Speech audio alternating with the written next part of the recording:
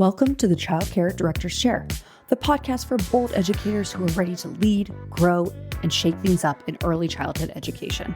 Whether you are a teacher eyeing that lead role, a lead stepping into leadership, or a center owner dreaming big, this is your space to grow with purpose and leave your mark.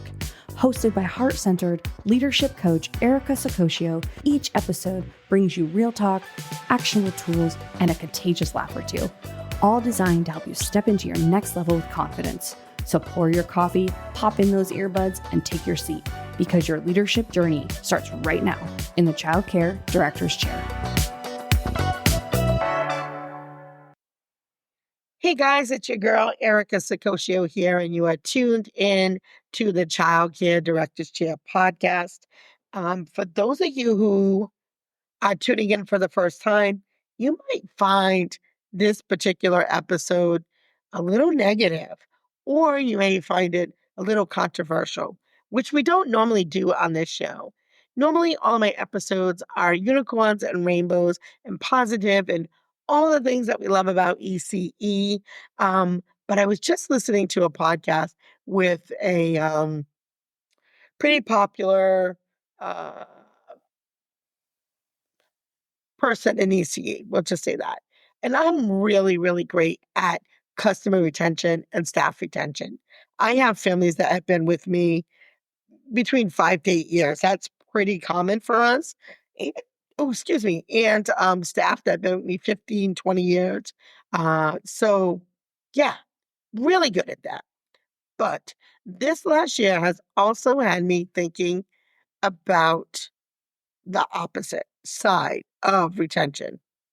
Because let's be real, Director Fam, what if the very people you're trying to keep are the reason you're exhausted or questioning your calling, and you're bleeding time, money, energy? Well, today we're going there. We're going to talk about the emotional, physical, and financial toll of hanging on to the wrong people, the wrong staff, or wrong families, and how true leadership sometimes looks like opening the door and walking them out. You know, retention is not a win if it's dragging you down. We've all been fed this narrative that long-term employees and loyal families are always a sign of success. But let's pause. At what cost? Are your loyal staff showing up late? Are they gossiping in break rooms? Are they refusing coaching because they think they know it all? Are you chasing them for compliance paperwork like PD? Are they draining your leadership tank every day? And those legacy families, are they consistently overstepping policies, disrespecting teachers, not parking in parking spots, dropping their kids at the door, burning out your team, paying you when they feel like it? Retention only works when you're retaining people who align with your values, your vision, and your standards. And when that's no longer true, you're not running a program, you're surviving one.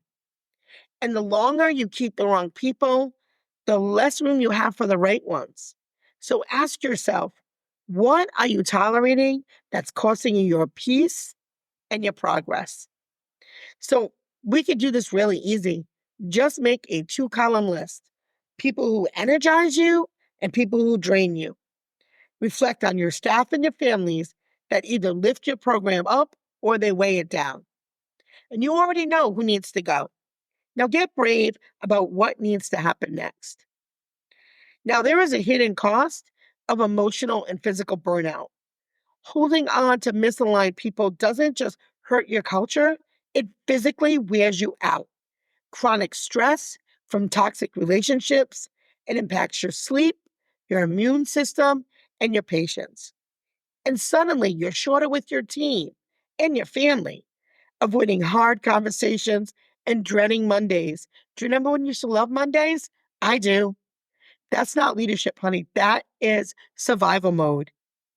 And let's not pretend you haven't cried in your car before walking into a team meeting or fantasizing about burning it all down and starting a bakery in Vermont. Now, no shade to Vermont, because I love it up there. But retention at all costs, no thanks. You deserve a team and a customer base that fuels your passion, not fries it. So do a weekly gut check on a scale of 1 to 10. How emotionally exhausted are you by certain staff or family interactions? If it's constantly a 7 or higher, it is time to reevaluate that relationship, period. Letting go of room for better alignment. Because here's the truth, your next rock star teacher or dream family can't find you if your program is cluttered with the wrong people. So, releasing someone isn't just an ending, it's an opening. It's making space for higher standards, clearer expectations, and more joy. So, letting go of misaligned people signals to your community and yourself that you value your vision more than your comfort. And it tells your team, we don't do mediocrity here. It tells your future families, this is a place of excellence. And it gives you the space to lead, not babysit grown adults who refuse to grow.